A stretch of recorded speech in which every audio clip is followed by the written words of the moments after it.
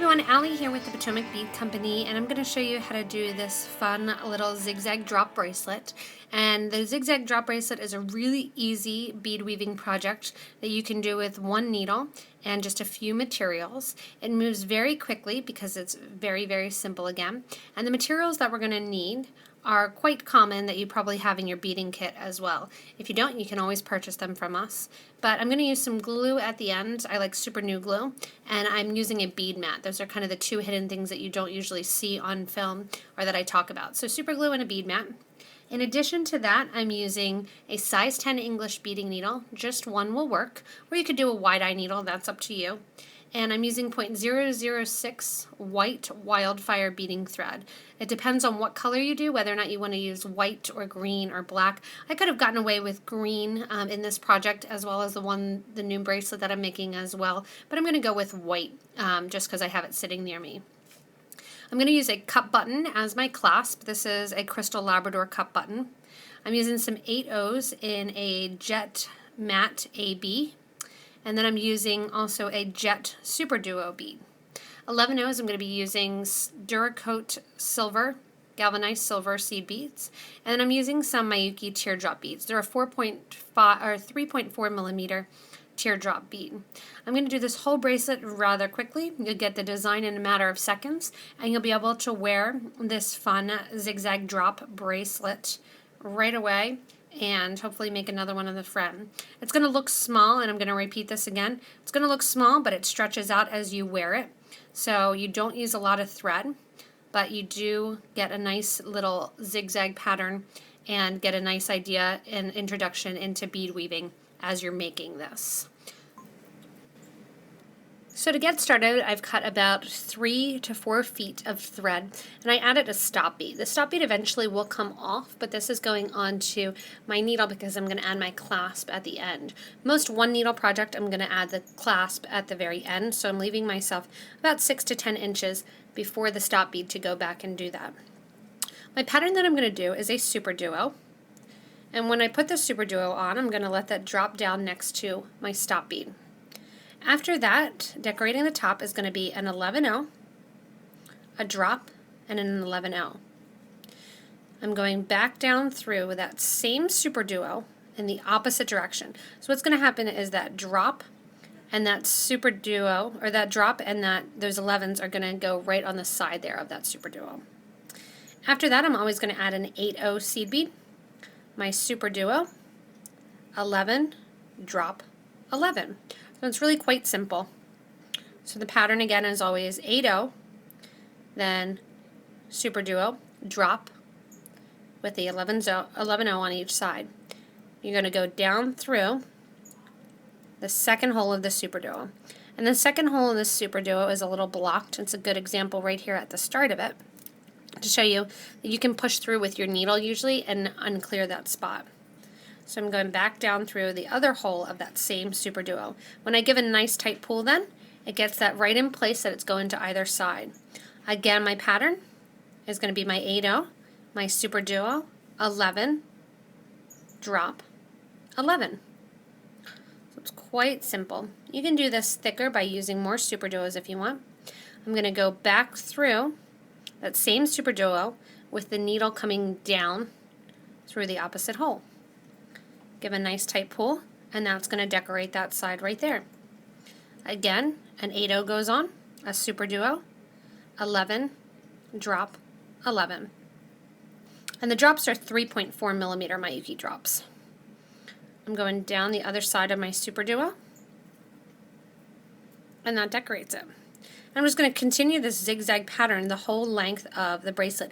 It'll have a little bit of a give to it as well, which will create an opening that if you would want to add a bead in between, you could come back through and kind of add a bead in that place there. We're just going to do the single row and keep this nice and simple with this little zigzag pattern. So 8 goes on, SuperDuo, 11, drop, 11. And back through the second hole of the SuperDuo. Pull nice and tight and get it down in place. And this is one of those, I know people think I sound like a broken record here when I tell about tension and pulling tight. this project you definitely want to give a nice tight pull after you go through the SuperDuo for the second time.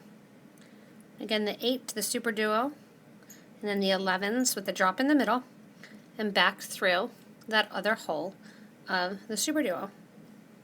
And it's creating that little zigzag back and forth. You do want to, again, give that little tight pull, and then start your pattern over again. 8, SuperDuo, drop with the 11 O's on the sides. Let that drop down next to your pattern or your project, and then go through the empty hole of the SuperDuo towards the middle, towards the 8 O seed beads. So the free-flowing design of this also would make a great necklace. I'm just going to do a bracelet here, but for the necklace what I would suggest is the top row just using an 11O seed bead instead of a drop in the middle, or you could use an 8O, and then that drop creates a nice little fringe there at the bottom. What you could also do as you get closer to the middle is you could use a dagger bead that would drop even further down and make a little bit more of a statement. And that would be a nice, simple, quick seed bead necklaces. A lot of the seed bead necklaces, when you make them, they take a fair amount of time and energy because they're somewhat complicated. Plus, you have to make it big enough for your wrist. Or, I'm sorry, for your neck, not your wrist. And that's going to make it a little bit harder to complete. But as you're going here, it's a great necklace again to use those 11 O's at the top and then just have the drops be on one side at the bottom, because it does have a nice flow to it that it would work really well as a necklace. So again, just as you go, you have to realize it has a nice spring to it and kind of has that zigzag drop pattern going on. So it's going to actually be a lot wider or a lot longer than it looks, because when it's sitting right next to one another, it looks a lot shorter. But when it's on, it's definitely going to stretch out. So you kind of want to pull at the ends and let it stretch out when you're trying it on. And I'm going to get ready to do one more of my pass, and then I'm going to add my cup button as my clasp. So to do that, I'm going to add my pattern again of my 8O, my SuperDuo, drop with the 11O on either side, go back through my SuperDuo on this side here, and give a nice little tight pull. When I'm coming up, I want to make sure that where I start and where I end are on opposite sides. That makes it just a little bit nicer for your clasp to lay. So when I'm getting ready to do my clasp, I'm going to do an 8O on, and then I'm going to do an 11O, another 11O, and I'm going to come up the back of my cup button. I'll do my loop on the other side, and that has right there, you can see what's going on. When I have my top here and I'm coming out of my SuperDuo, I'm going to add, or coming out my cup button, I'm going to add a SuperDuo,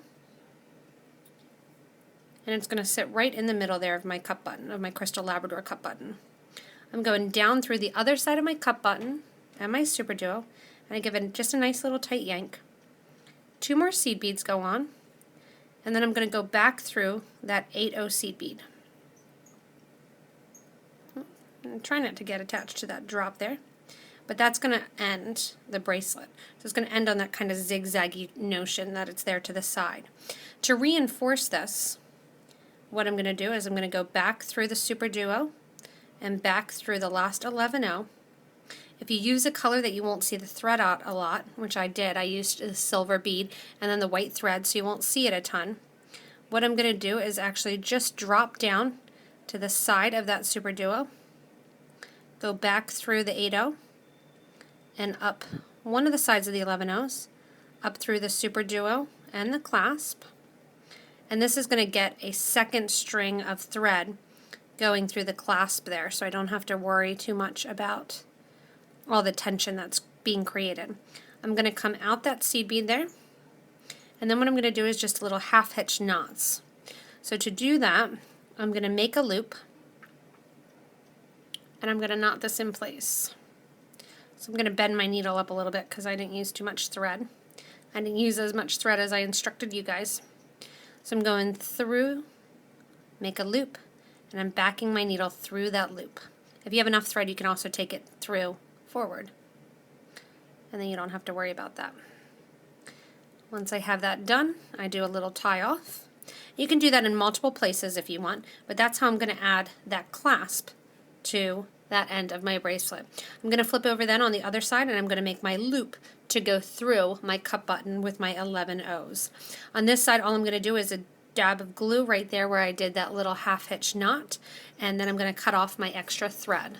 So on this other end here, I have my cup button, or I have my loop that I'm going to make for my cup button, but what I've done is I've put a needle on the end of that thread, and I'm taking my stop bead here, that 8/0 stop bead, and I'm going back through it 2 times. And what that's going to do is just let that bead be right there, so that way I'm ready to put my loop on the other side.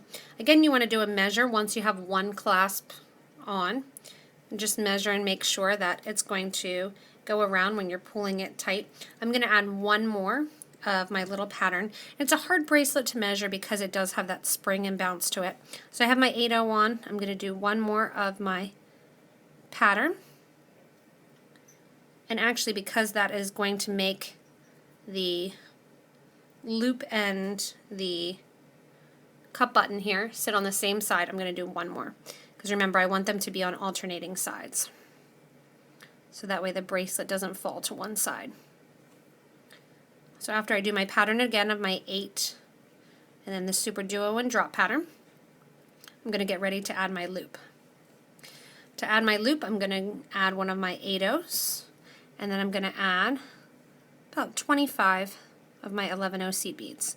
If you have a toggle or a lobster or a magnet clasp, you would add that in the same fashion pretty much here. And I'm just going to create my loop by adding my beads. Anytime you have a clasp and you have beads that you're using and thread, you want to make sure that you go through that area 2 times with your needle. So there's my loop that's going to be on the opposite side for my cup button to fit into. What I'm going to do is I want to reinforce this loop by going back through my 11/0 or back through my 8/0 seed bead, up through my 11/0 seed bead, and like I did on the other side, I'm just going to kind of hide it by going down the side and back through. If you want, you can also do a knot there at the end so you don't see any thread if you have a bead that really doesn't match. But at that time I'm going to go through my 8/0 seed bead, and I'm going to try to catch as many seed beads as I can of the 11/0 loop. I'm going to pull that out, and I'm going to continue on doing more. And again, I want to get as many as I can in one swoop. That makes it easier, especially when you're running out of thread like me. These English beading needles that we're using are great because they can bend pretty well, and they're only $2 for 20 of them. So I'm going to go back through that 8/0 seed bead, and when I come out here I don't have a ton of thread, but I'm going to do just like I did the other side where I do that half hitch knot, making a loop, and then backing the thread through that loop and pulling it through as well. After I do that, again, just a little bit of glue, and then you'll be done your whole project and your whole bracelet. After the glue, I do like to use a thread burner and burn down my edges. Once you have everything glued and all your ends trimmed down, your bracelet is complete. It's a fun, really simple, very fast project that you can do, especially if you have a friend that's not a beader and that doesn't really know what they're doing. It's a great little starter bracelet to bead weaving because it really doesn't take much thread, it doesn't take much energy, and you can, with a cup button, you can get your bracelet on quickly, and it has that nice little zigzag pattern to it. So again, if you get a chance, check out the rest of our YouTube videos for some more fun projects like this as well as others. You can check us out online at PotomacBeads.com. Go to our locations page, visit us at one of our stores, take a class, come on in, get materials. If you can't, you can look at the description on the bottom of this video and shop at thebeadco.com to get your materials. But again, a fun, simple SuperDuo drop zigzag bracelet that really gives a nice little look to the wrist. You could do it multiples as well. So thanks a lot for watching, and have fun making this little zigzag drop bracelet.